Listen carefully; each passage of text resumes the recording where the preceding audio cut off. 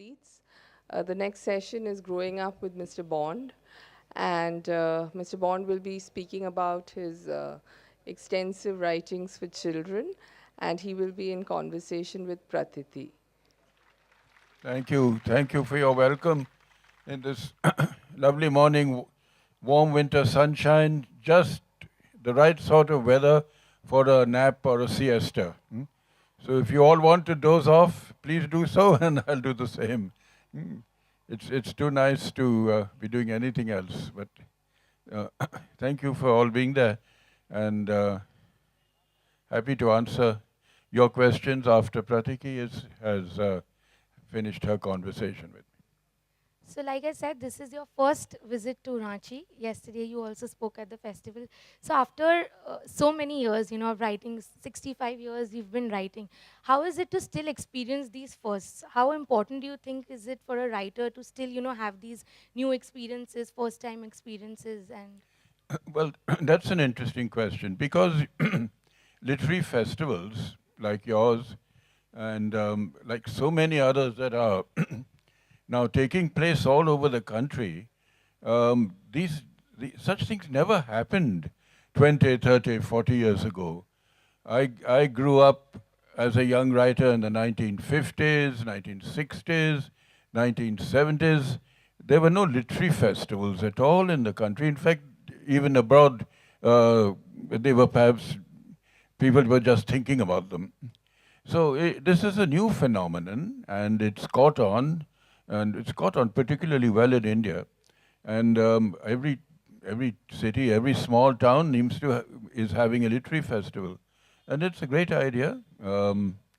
Writers can come out and meet their readers, promote their books, and those of you who are interested in literature or the arts can participate. In fact, I think even I can remember the first World Book Fair that took place in Delhi in about 1970, and it took place on a very small patch of ground like this. And now it's a huge thing with hundreds of publishers, both from India and abroad, taking part. So this interest in books and literature is a great thing, and it means that literature is alive and well, and people are still reading. so let's start at the very beginning. You didn't start out as an author who wrote just for children. So can you walk us through that transition? How did you move from writing, say you were writing romantic books when you were in your 20s, and how did you move from that to, writing for children, which now, you're known for? Like, first and foremost, people know you as a writer who's written extensively for children. So. Well, when I was in my late teens and 20s, I was writing for the general reader, for anyone who would read me. It could be a young person or an elderly person. But I did write a lot about childhood and about my own childhood, which had been a lonely one and a difficult one.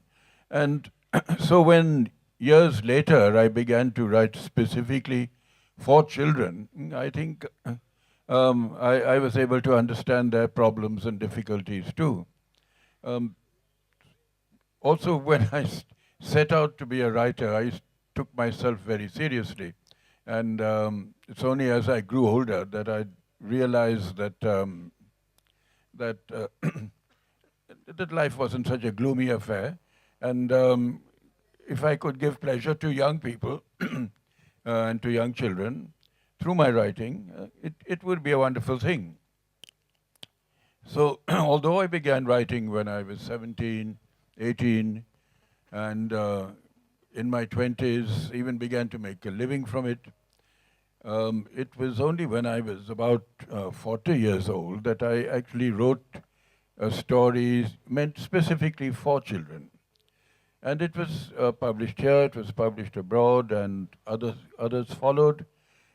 And since they were appreciated and I enjoyed writing them, well, I thought this is a good thing and I must continue to write for children. Because after all, it's in a way more important than it is writing for adults. An adult is going to read you for pleasure or for entertainment or maybe instruction. But um, a, a, a child's development is often influenced by what he or she reads.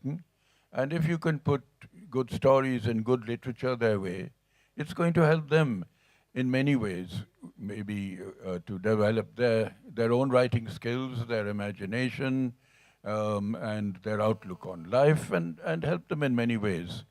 So I've always gradually and over the years felt that my writing for children is really more important than the rest of my writing.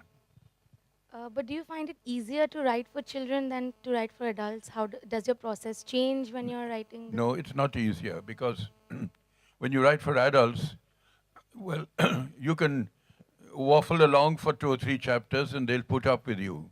But if you're writing for children or a young reader, you have to catch their attention right on page one, or they're not going to continue with your story or book. So you have to write a good story, you have to get into it, you have to hold their interest. It's very difficult to hold the interest of a 10 or 12-year-old boy or girl. So a lot of skill is needed in writing for children. Also, when you write for adults, you're pretty well free to say almost anything. But when you write for children and the young, you have to remember too that you don't want to implant perhaps the wrong sort of ideas in their heads. You don't want to give them a picture of life in which the bad people do well and the good people don't.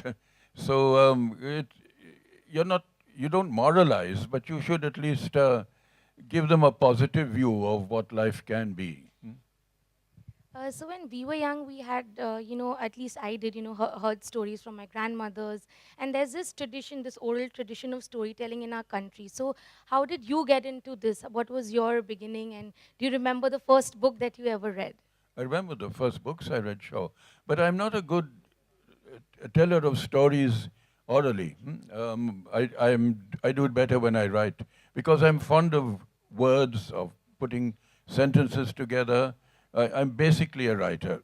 So my enjoyment comes from not just telling a story, but telling it in well and in an original way and in my own style.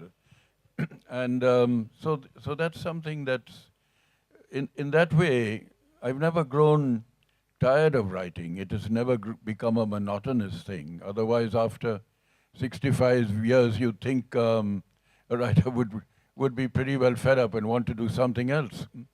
But I've never wanted to do anything else. And the process of writing and creating good sentences, good stories, and giving enjoyment to people, that's kept me going. What were the books that you read when you were a kid? And do you remember the first, Oh, book yeah. you picked up and the feeling that you had when you read that first book and felt that this Well, is... I remember the very first book was a big fat book of nursery rhymes. And then there was Alice in Wonderland, and there were the usual children's classics. But in those early days, you didn't have that variety of children's books that you have now graded for different ages.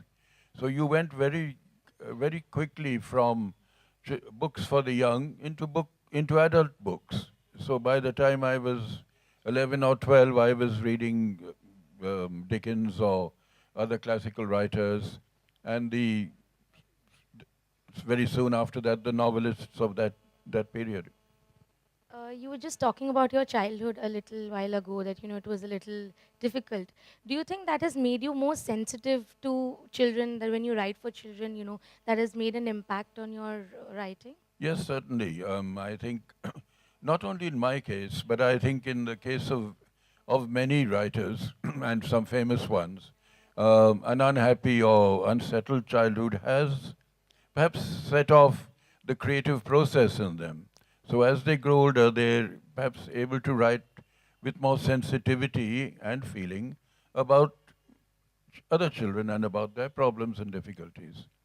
You see that in Dickens, who had such a difficult childhood, and in so many other writers.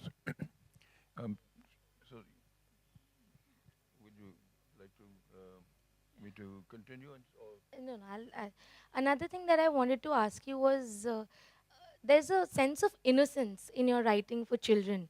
So how do you maintain that innocence? I mean, after so much life experience, how has it not become slightly cynical? How do you maintain that innocence and charm in your writing? Well, I'm not sure. I guess it's maintaining one's innocence is just part of one's nature or God-given character or nature.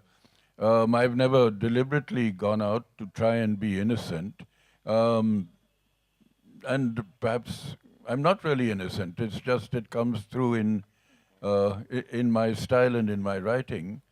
Otherwise, I'm a cynical, bitter old man at some time or the other. How much of your writing is from your personal experiences or people around you, and how much of it would you say is what you imagine or what you think of in your? Yes, that's an interesting question. A lot of my writing is personal. A lot of my stories come out of my own life. You see, are really two kinds of writer. You get the subjective writer who writes out of his own life, out of his personal uh, happiness or unhappiness, and or you get the objective writer who is perhaps purely is very inventive or imaginative, who would write fantasy or science fiction, and so you get these two extremes, and I'm very much the subjective writer. I do write a lot out of not just my life, but about the people I've known, and to me, people are all important. After all, stories are about people, about individuals. So I've written a lot about stories, about people, then I write a lot about the natural world, which over the years has come closer to me. So I write about animals, about birds, forest streams, rivers, mountains. What else? When I want to write a funny story, I can write about some uncle or aunt and make sure the uncle or aunt is far away so that I'm not in trouble. And so I keep out of politics actually, because you can get into trouble if you get too political. And then what else? I run out of subjects. I write about ghosts. I can always cook up a ghost story or two. And so there's no dearth of material. And the nice thing about growing old, of course, is that you have more and more material more to write about, because behind you there's that long stream of many years of experience, of incident, of friends, of people you've known, of things that have happened around you in India, in the world. So there's absolutely no shortage of material. So and as you get older, you just, as a writer, cannot complain or say there's nothing to write about. And in India particularly, there's something to write about all the time because there's something happening all the time. And as you know, there's never a dull moment. So do you believe that it's gotten easier writing with age? As you have aged, do you find it easier to write or get Um, ideas or? I've always perhaps written the way I write now. Um, I found it fairly easy to write when I was young, and I still don't have any difficulty. Once I've got the idea or a story in my head or a theme, uh, once I start putting it down on paper, the words begin to flow. So it hasn't become more difficult. It's just that maybe I've become a bit lazy. So that, say, when I was younger, in my 20s, 30s, I would perhaps write a story or an article more than once. I'd do a first draft, write it by hand, and then type it out, and in the process, I might try to improve it. Um, well, I don't do that now. I just write, and I don't make any changes. I don't edit at all, and I don't type anymore. So it's the handwritten version that goes to my publishers, and they will, of course, send me a printout, and that might be full of mistakes. So there I'll have to do some corrections. The other day when we were talking to you in Jamshedpur, you had mentioned something very interesting, which I would want you to tell the crowd here as well about your dreams. That whatever you dream, you put it down in a diary. So can you just tell them about that? I found that very interesting. That's true. It helps me with my writing, and I find it interesting to record my dreams. Well, we don't all remember our dreams perfectly. It's just the ones we have when we're waking up, I think, that we recall. And so I like in the morning, if a dream is fresh in my mind, I'll make a note of it. I have a dream book. So I record my dreams, what happened in them. And sometimes they set off a story. Or sometimes they might have some even meaning for the future. I don't really analyze them like Dr. Freud, but I do find it interesting to put them down. And the other day, I met a lady who said she dreamt about me. So I thought, that's interesting. I must record her dream too. So I asked her, what did you dream about me? And she said, Mr. Bond, I saw you um, sitting outside on a bench playing a guitar. So, so I thought that was very interesting since I'm very unmusical and I can't play a guitar or any musical instrument. So anyway, maybe in my next life, Agli Janam, I'll be a guitar player. And then she saw me driving a car, and that too would be very unlike me because the only time I drove a car, I went into a garden wall. I went through a single brick wall. This was in New Delhi some years ago. And I was learning to drive. And there was this roundabout, and I kept going round it. And then my instructor shouted at me, now straighten out, Bond. And I straightened out, went straight through this wall. And onto a lawn, there was a garden party going on. And they didn't exactly ask me to join them. And I had to pay for the wall too. So if I'm going to drive cars, that too will be in my next life. So it's interesting to know what other people are dreaming as well. I think this idea of a dream book is something a lot of us might take from here and, start recording our dreams as Yes, well. it's a great idea. And I know some people prophesy through dreams, but I'm not sure if that's true. Dreams are really such I think either a mixture of the past on the future, um, or maybe just something from another existence that we've had that suddenly comes up in our subconscious. But Uh, it's very interesting. Before I open it up to questions, I'm sure they want to ask you a lot of questions. I just want to ask you one last thing, that which is your favorite book that you have written? Do you have, when you're writing it, do you think that this is going to be successful, or when you're writing, does that come into your at Well, all? in a way, yes. But if I'm writing a story or a book or a poem, an essay, and if I'm really enjoying the creative process, then that's my favorite books, that particular one. So in a way, everything I've written is a favorite if I happen to have completed it. Because sometimes maybe I mean, there are a few things that perhaps don't get completed, and you put them aside and maybe come back to them later. So you might not have been able to pick a favorite, but I'm sure who have questions here, they'll be able to tell us what their favorite books are. So I'll open it up to questions. Whoever wants to ask a question, you can please raise your hands.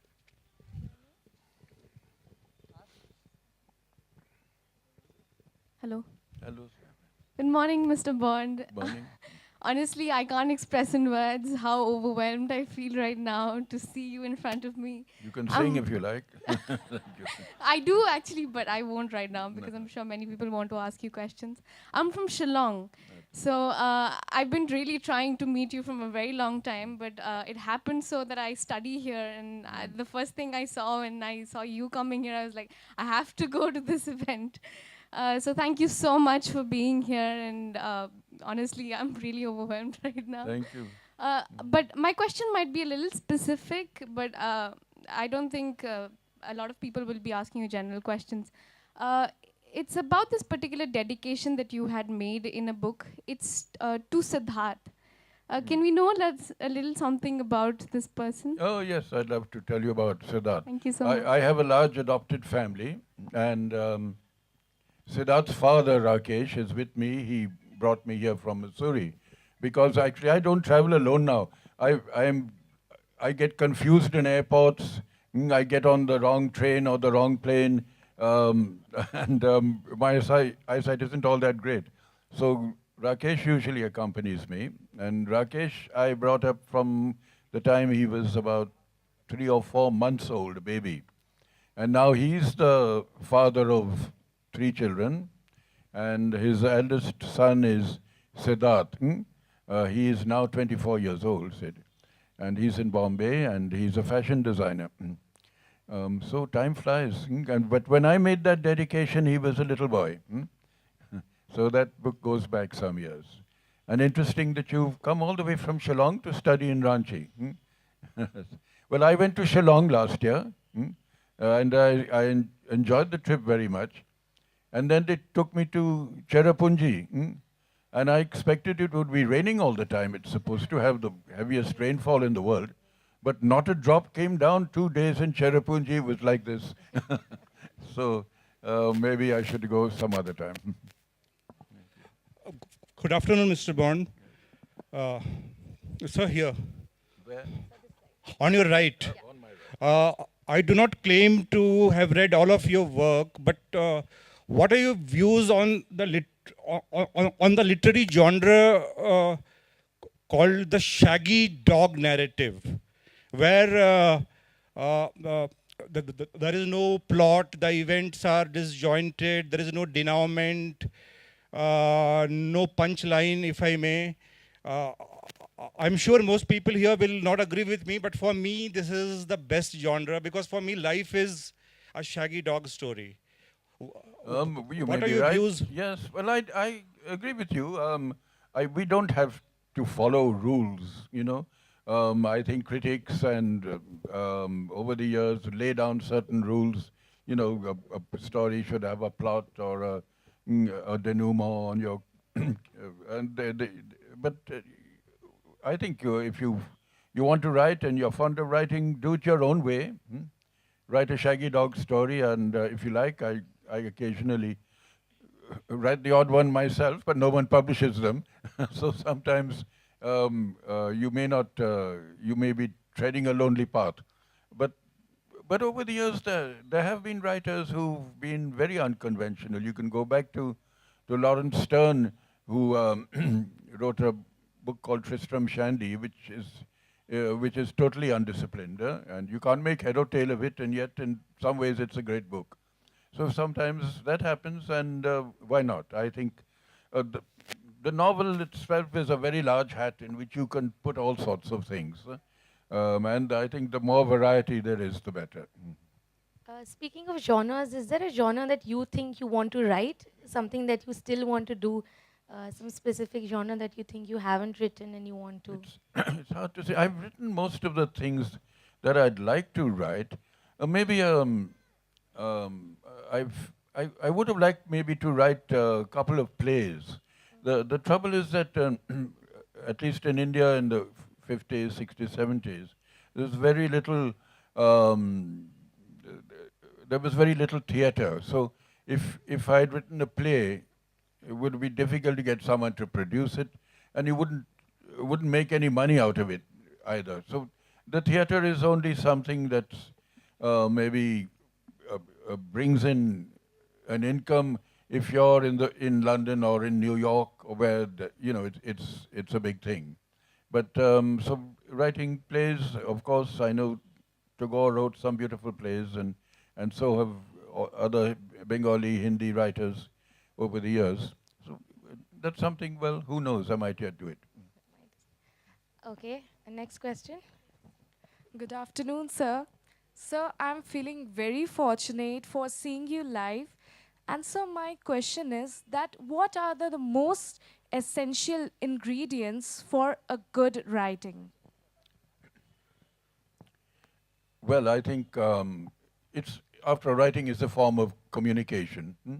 So I think your writing ought to have something to say to the reader, and I think I've always said respect the language you write in, whether it's English, Hindi, or whatever language you write in.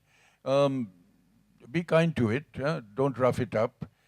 develop, use words in the best way you can, create beautiful sentences, um, let, let your prose be a poem in a way. And that's one way of respecting the language. Then, of course, if you're going to be a writer, it depends on the kind of writer you want to be.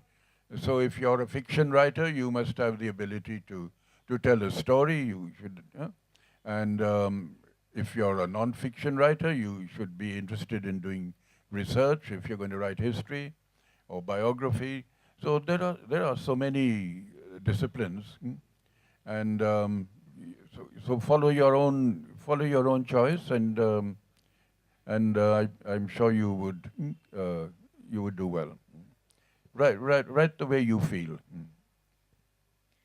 Welcome to Ranchi, sir. Towards your right. Where? Yes, sir. Welcome to Ranchi, sir. And I last met you at the Puffin India quiz contest in New Delhi when I was a journalist, and here you are now. And I am too overwhelmed. I have two questions for you. Number one, do you still have your old typewriter, and do you still use it? And second is, right from the Room on the Roof to even the ghost stories that you edited for Rupa, there is a certain, uplifting character in all your stories. How do you retain that? I mean, I reach out for your books anytime, but especially so when I'm sad or, depressed. I mean, it lifts me up instantly. That is a very, very, unique feature in your writing. How do you retain that? Well, it's not done deliberately. I think it's just that as I go along and I'm writing a story, maybe it has something to do with the characters in the story and their attitude to life. But sometimes it just comes on unexpectedly. As the story goes along, my own mood goes with it. And generally and hopefully it ends on a high note.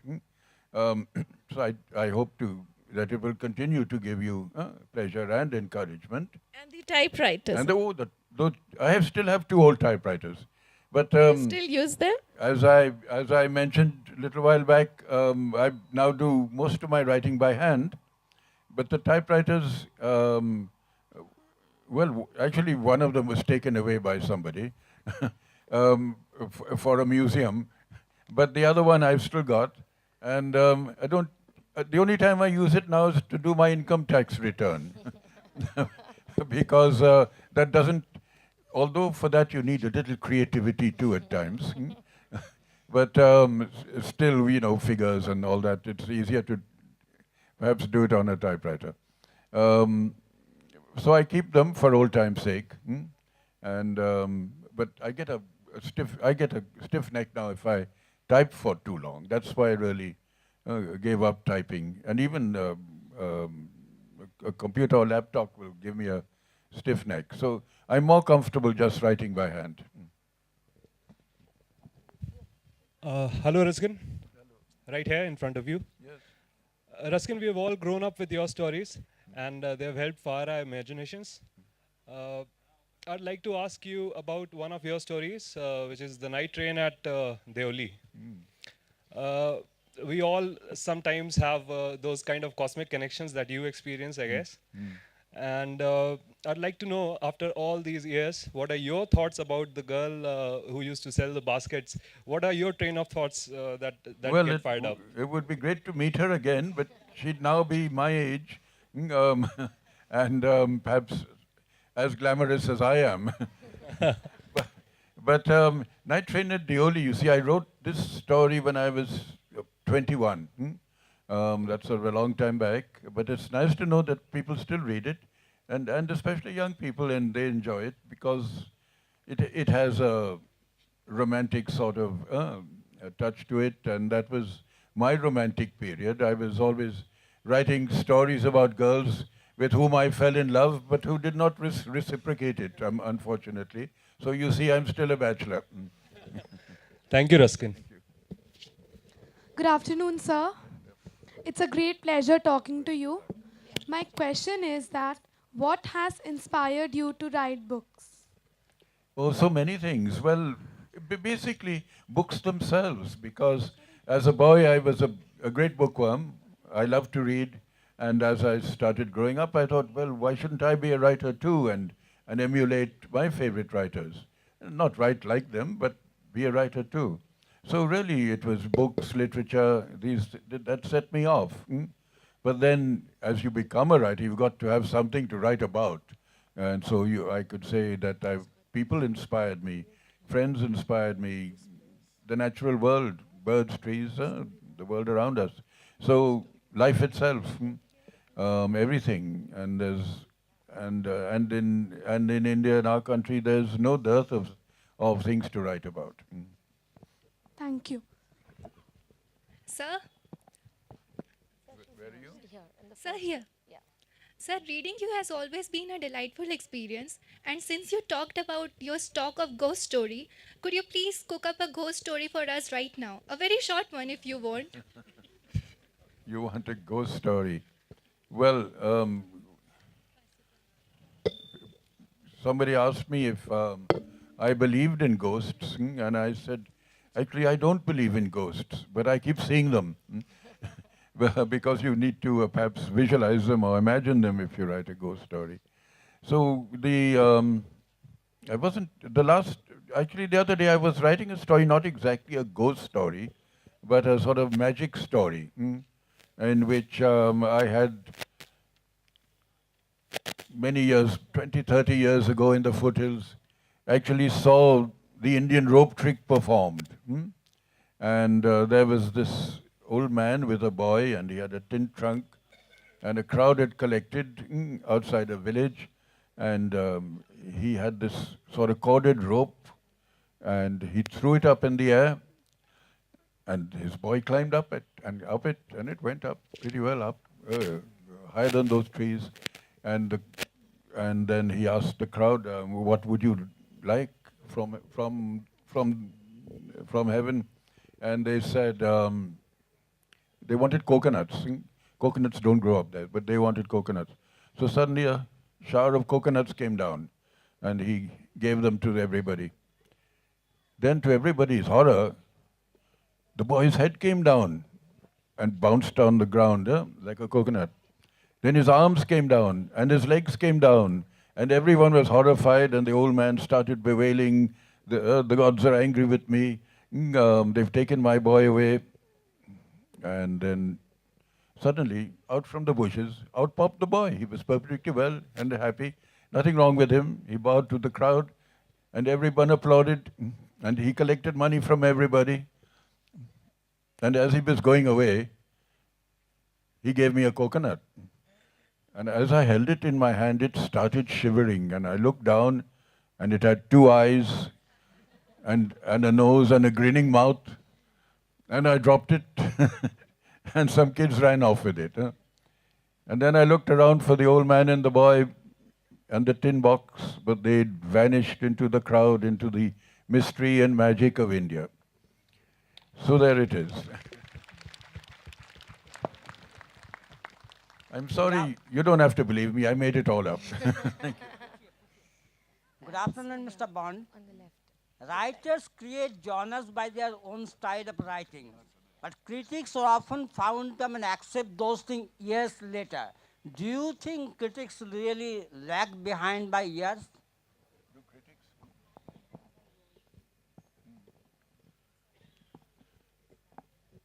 Well, writers and critics don't usually get on very well. And sometimes critics are very often failed writers, and they can be a little bitter and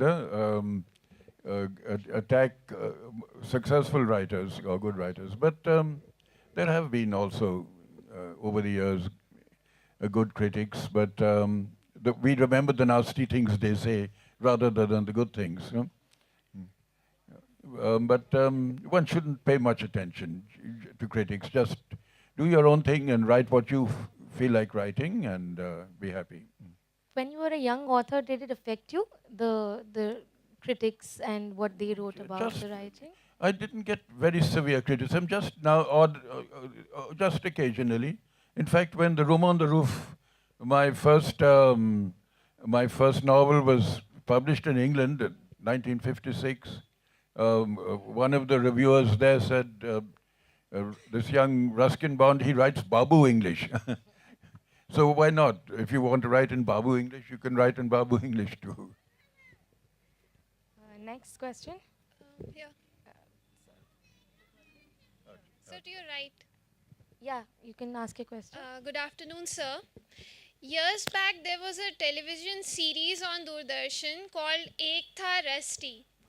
So, when you see your stories being screenplayed, do you enjoy them or would you rather let them be on paper? Because I myself, being an avid reader, I do not enjoy the stories being adapted into movies because I think the personal touch of the writer himself is lost. Yes, it's very hard, I think, to capture the essence of a book in a film, which is a totally different medium altogether. I'm lucky in that the few stories of mine that have been filmed have been done sensitively and acted well. The serial you referred to had its ups and downs, and I'd rather actually maybe that it didn't happen, but looking back in the past, many great novels have in fact been made into very fine films. All of the Dickens novels were made into great films back in the 40s and 50s, and other writers too, like Daphne du Maurier, Somerset Maugham, Hemingway. All the novels were filmed quite successfully. So a lot depends on who makes the film, on the director. And if you're lucky and a sensitive director adapts your story and turns it into a good film, that's great. But you may be unlucky too. Mr. Bond, here is a personal question. Unfortunately, I have not gone through your literature, but today when my daughter forced me to came here, then I think that how you have entered in different families. One more, what I want to know is that every author have their best creation. Yet your best creation has already came or it is still awaited. Very interesting question, sir. I wish I could. I think no author should be satisfied with all that he's done, because he can always do better. And while we cannot be perfect, we should aim for perfection, and only then will we produce something good. So I sometimes feel I could still write something better than what I've done. I'm pleased with some of the things I've written, and but perhaps I have been a little impatient, or written a short story instead of a long story, or a short novel instead of a long novel, and been a bit lazy. So I think perhaps maybe there's still time to do something else. But it's always good to keep on trying to improve and to produce new work. Writers shouldn't retire. In fact, writers can't retire. They don't get pensions and provident funds. So if you're making a living out of your writing, as I've done all these 60 years or more, well, then you can't stop. Well, but fortunately, I enjoy the process too. I have a question. Good afternoon, Mr. Bond. Welcome to Ranchi. Just a trivia. You've possibly grown up in the shadows of the other more famous, if I may be bold so to say, James Bond. And there was a wonderful quip about your uncle, beautiful wordplay. Do you ever read, or have you ever read Ian Fleming? I haven't read much of Ian Fleming. I know a good deal about him, and I know how he got the name of his character. He was traveling in the West Indies, and he stopped outside a bookshop, and there in the window of the bookshop on display was a book called The Birds of Jamaica by James Bond. And he was looking for the name of a character for his secret agent. And when he saw it, he said, "Oh, that's the name I want." Huh? But that was now somewhere in the 1950s. And my family name Bond goes back a few hundred years. Huh? So I don't think there's really a connection, except for the fact that I did have an uncle called James Bond, and he wasn't a secret agent, he was a dentist. And his grave is up in Missouri. And I once wrote an epitaph for him saying, "Stranger, approach this spot with gravity. James Bond is filling his last cavity." So that's my only connection with Ian Fleming. Sir, on a very lighter note, and I'm very confident that I can ask you this question. What is it with red half sweaters? I have seen you 3 or 4 times in this warm red half sweater, and if 30 years hence, I close my eyes to imagine you, I would see you in this red half sweater. All Is right. it a lucky charm? All right, next time I'll wear a yellow sweater. What happened was that some years back, I had only one sweater, and it was red. So whenever I wore it, people thought I must be favoring red.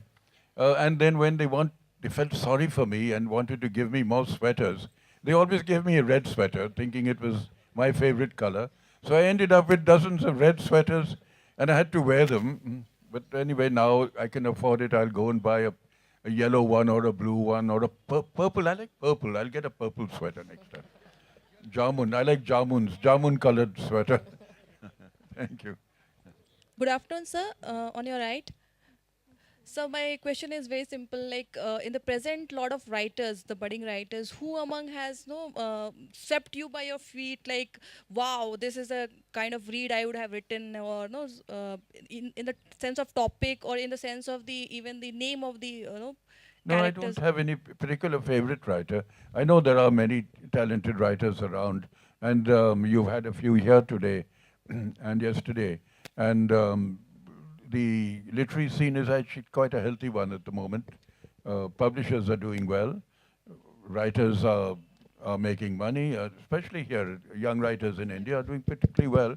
Not everybody becomes a bestseller overnight. And I know also there are many young writers who have to face disappointments.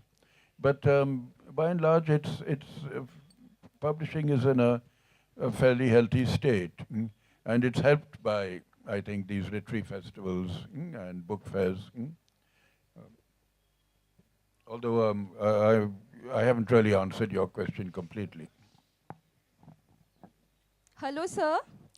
So one of my favorites is The Blue Umbrella. So my question is, what inspired you to write this book, and what are the ideas that made you write this book? The Blue Umbrella is one of my early children's books, and I wrote it around 1970-72 when I was up in Missouri. And in those days, most umbrellas were black. Colored umbrellas hadn't really become popular. Now you see lots of beautiful colored umbrellas. But then there was this little village girl who used to pass my house every day. And one day I saw her with this pretty blue umbrella. And then I wanted to, it sort of helped me start off the story. And it's a little story really about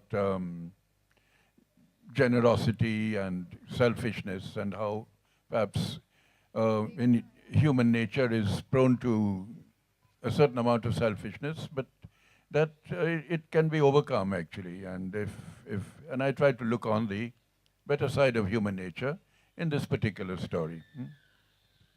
We'll just take a couple of questions more. This is my fourth session. I had 2 in Jamshedpur, which were very pleasant, and now I've had 2 in Ranchi, and the whole experience has been good for me, and I hope I'll be able to come again. I'm not sure if I'll be invited, but if I do, I'll come.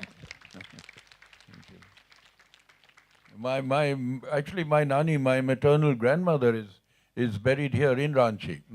She spent her last years here, Um, back in the 1940s, this is, and so maybe I was due for a visit to say hello to her too. A very good afternoon, sir. So I'm Mahima and really very glad to meet you. Sir, I've been waiting for years and telling my parents to take to Missouri. But unfortunately, but today I feel very, very glad to meet you. Sir, People come to Missouri hoping to meet me. Yes. When would they find that I've come to Ranchi or, Sir, I other knew that you'd be places? coming. Sir, yesterday I read in the newspaper that in the childhood, once as a punishment, you were locked in the library. So I wanted to know how it inspired you to write. And sir, one request, can you answer my question in Hindi? Since It depends on the question. yes. Thank you, sir. Oh, okay, yes, I was locked, as a punishment, locked in the school library once. And that did me a lot of good because they forgot to let me out, but in the meantime, I started discovering all the books that were there. Fortunately, I had some chocolates with me to keep me going too. Last question, please. Sir, namaskar. Yes. Yeah, in the This side. Yeah. Sir, actually, since last 2 to 3 months, I am trying to meet all the great souls. So actually, I am still repent that I couldn't meet Mother Teresa. So 10-15 days back, I read on TripAdvisor about meet Ruskin Bond stall at Missouri. But I'm not a great soul yet. but we treat you as a great soul.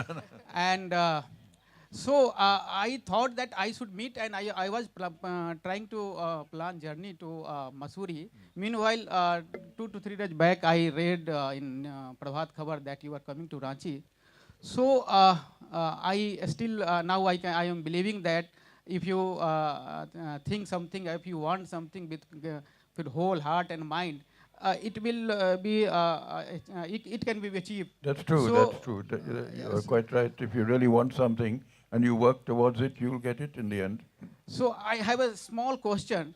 Do you have ever that you felt that this theory is also applies to you? Yes, it does. Through all my life, I've found that if I really longed for something and wanted something, it will come, but you have to work towards it. You can't just sit back and expect it to turn up. Huh?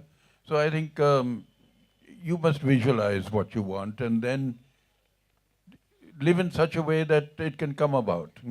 So I think it's a mixture of destiny and your own efforts. And chance is there too. Chance gives, chance takes away, and chance gives again. So all these factors come into play. I think that's such a positive note to end the session. Thank you so much, Mr. Bond, for accepting our invitation and coming all the way from there to here. And I'm sure that everybody who's heard you over these past 3 days has really enjoyed the experience. Thank you. I've enjoyed it too. Thank you so much.